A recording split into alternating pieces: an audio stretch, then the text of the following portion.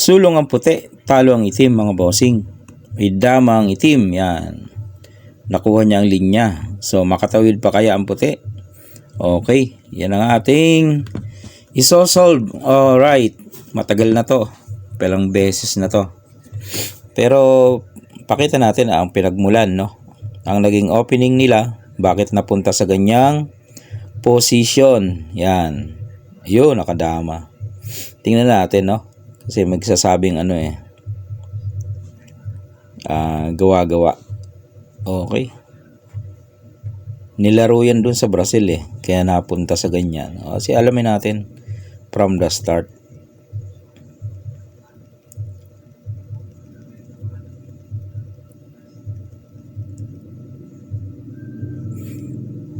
Okay.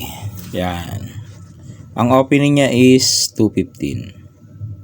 Yan. 215 din. Nag 72. 3-13 3-13 din. Nag-real yun. Dito na.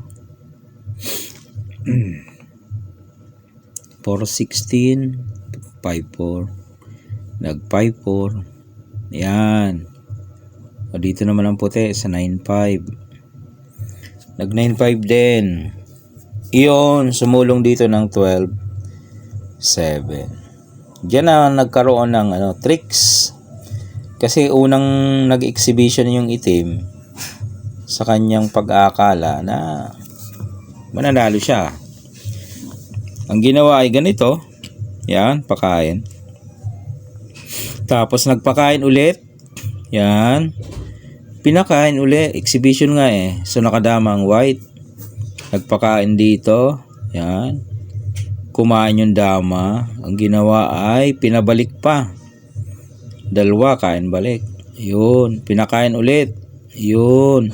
Pinakain ulit. Ayun. Doon napunta. Kain ng 3. So, ina-expect niya dito ay panalo siya. Pero hindi yun ang nangyayari kasi pinakain. Yan. Pinakain ulit. Kain siya. Pinakain 2. Yan. O dito, pinakain niya na ang piyon. Yan o. Kain ng piyon. Siningitan. O, di ba? Ay saan susulong ang itim dyan? Wala namang iba kundi iabante niya lang. Isulong niya lang. O. O, pag sulong ng itim, kinain ng puti. Kaya nababoy na lock. Ayun, yun ang niyan. Naging opening. O, kaya dyan napunta. O, alam niyo na mga boss. Yung puzzle na yan. O, dyan na. Dyan na nauwi sa baboy. Alright.